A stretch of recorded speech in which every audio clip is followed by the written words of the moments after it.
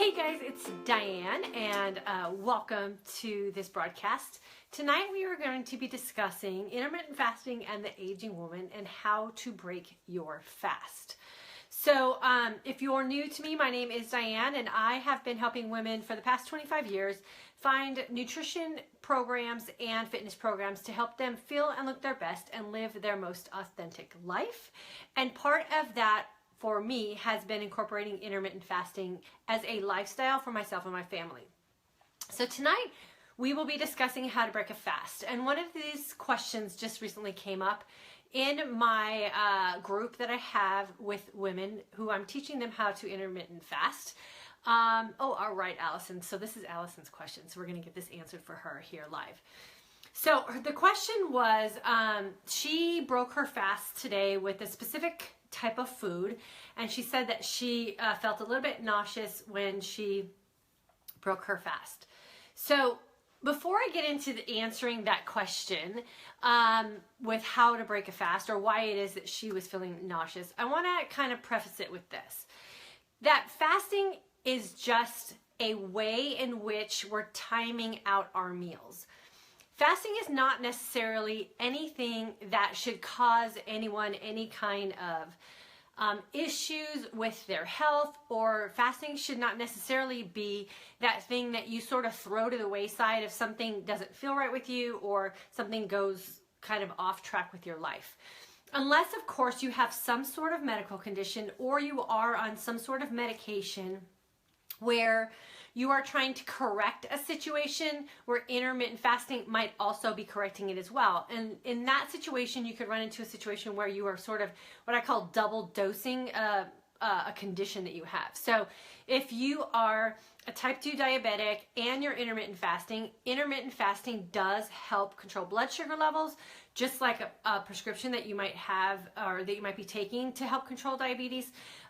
And so if you're intermittent fasting and that lowers blood sugar, and you're also taking a blood sugar lowering medication, and you're doing both of those simultaneously, then what will happen is you'll get a double dose of basically a remedy to fix a problem. So that's really the only time that I advise being cautious when you're intermittent fasting, because that's a true situation. You're going to be fixing something naturally and you're going to be fixing something prescription-wise, and you're going to kind of get the double effect, which is a good thing. But if you're not aware of it and you're not monitoring your how you're feeling and your food and your medicine, then you could end up going really low in your blood sugar levels, or it's just best to talk to your doctor. But the reason I wanted to say that is because there have been some people commenting about how they're feeling bad, or they've caught a cold, or something in their life is going crazy, and so they forego fasting. When the reality is that's when you really want to be in a fasting situation. You want to put yourself in a fasting state, because fasting can correct so many ailments in our body. Because if we're not requiring our body to burn calories and work to process food, then we have those calories and that energy available to fix other things that are going on. So just kind of keep that in mind when you're fasting. All it is a timing thing. It's not anything that should throw your life completely out of whack. It should be that thing that really does improve your life and can really make things in your life settle down and help your body do what it's supposed to do, and that's fix itself. So just think about that if you are trying intermittent fasting.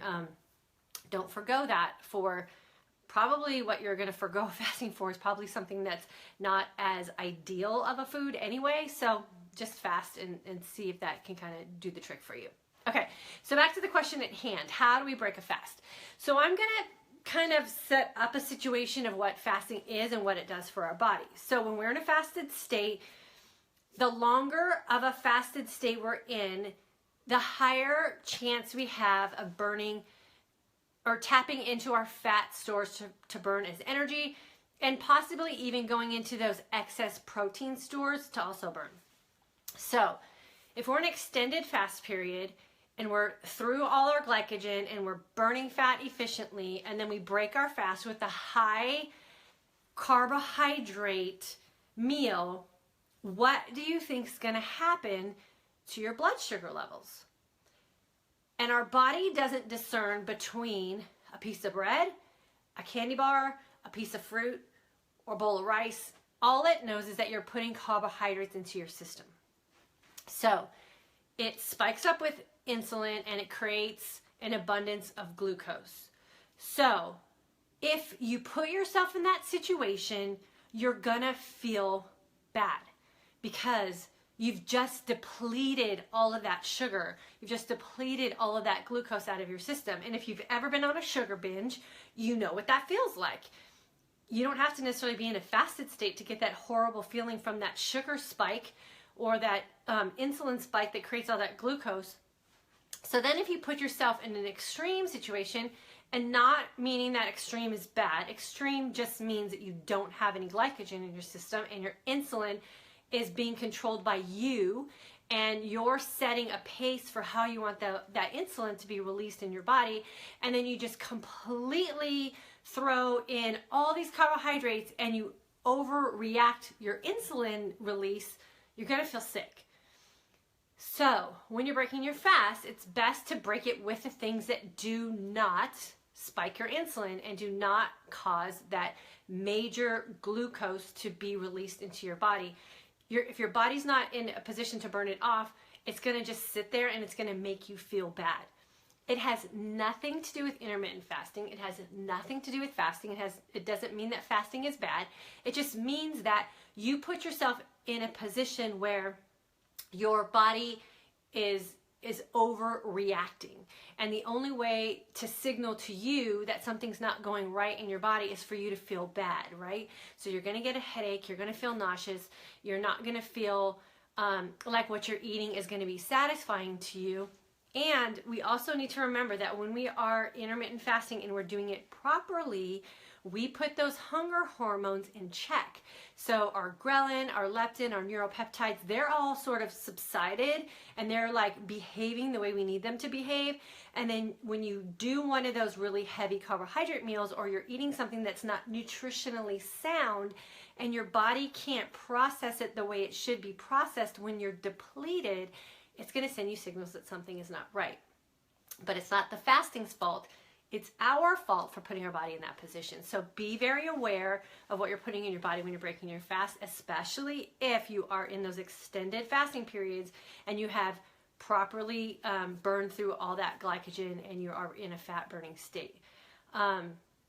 So don't blame it on the fasting. Fasting should not be that thing that we throw away because we don't feel good. We need to really check ourselves and see what we're doing to ourselves that put us in that position where we're not feeling good. I'm not going to go too much deeper into how to break a fast and the things that I suggest, other than I break my fast every day with the same exact thing, if at all possible, and that is a liquid meal, and it's a very high fat, high protein liquid shake. And I do that because I want to gently start my body back into the food process, because I do fast for an extended period of time, and I want to control how my insulin is being released into my body, and I don't want to put myself into that insulin resistant sort of state again now that I'm finally out of it.